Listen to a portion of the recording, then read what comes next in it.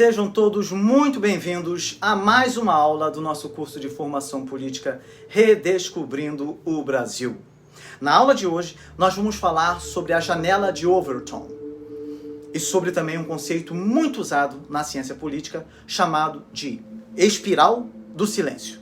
Vocês verão a importância de conhecermos estes assuntos, pois foi exatamente através deles que a esquerda foi mudando o senso comum, a opinião pública do povo brasileiro ao longo do tempo.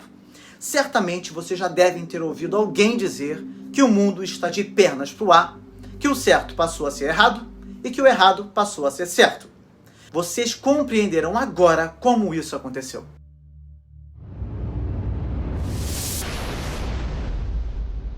A janela de Overton, também chamada de a janela do discurso, é uma estratégia muito usada pela esquerda para manipular a opinião pública.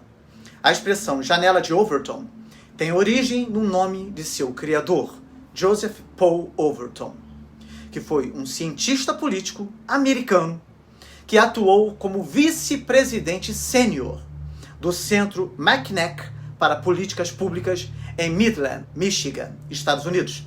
Ele ficou conhecido principalmente pelo desenvolvimento desta ideia chamada de janela de Overton, em meados da década de 1990. Em seus estudos, Joseph Overton afirmou que diversos fatores sociais podem definir não apenas o que as pessoas pensam, mas também como elas pensam.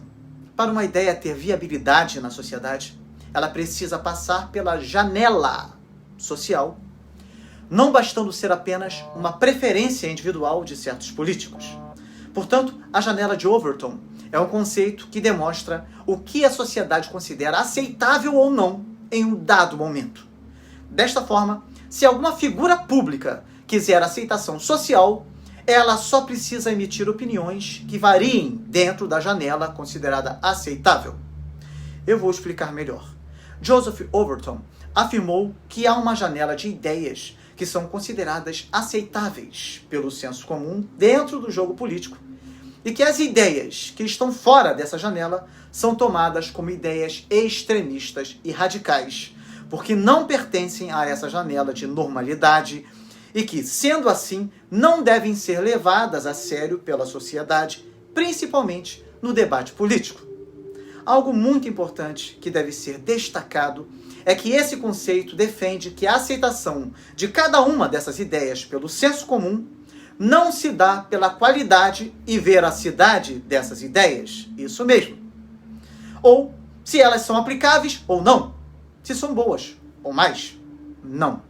Essas ideias são aceitas pela proximidade que possuem com as ideias mais populares.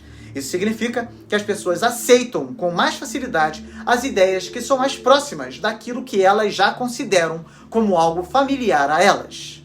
Para que vocês possam entender melhor, imaginem uma crença falsa que já tenha se enraizado na sociedade, mas que, apesar de ser falsa, as pessoas continuam repetindo,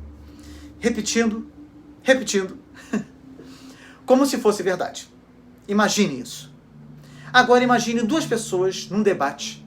Uma delas apresenta uma ideia falsa, mas que está bastante próxima dessa crença já enraizada na sociedade, e a outra apresenta uma ideia verdadeira, mas que é totalmente contrária ao que as pessoas estavam acostumadas a ouvir falar.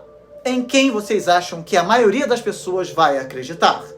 Na ideia que seja mais próxima daquilo que elas já estão acostumadas a ouvir falar, e que, portanto, já faz parte da normalidade daquela cultura, ainda que essa ideia seja, na verdade, uma mentira.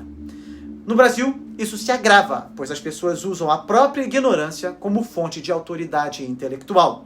Não sou eu que estou dizendo isso, já falei isso aqui. Quem disse isso foi Olavo de Carvalho. Ele estava certo, pode reparar. Se você fala para alguém algo que a pessoa nunca ouviu, a tendência natural é que ela vai rejeitar a sua informação, porque ela vai pensar que se ela nunca ouviu falar, é porque provavelmente o que você está falando é um equívoco, um erro, uma mentira, algo que não existe. O brasileiro está condicionado há bastante tempo a considerar como verdadeiro apenas aquilo que está abertamente sendo divulgado na mídia tradicional e no senso comum.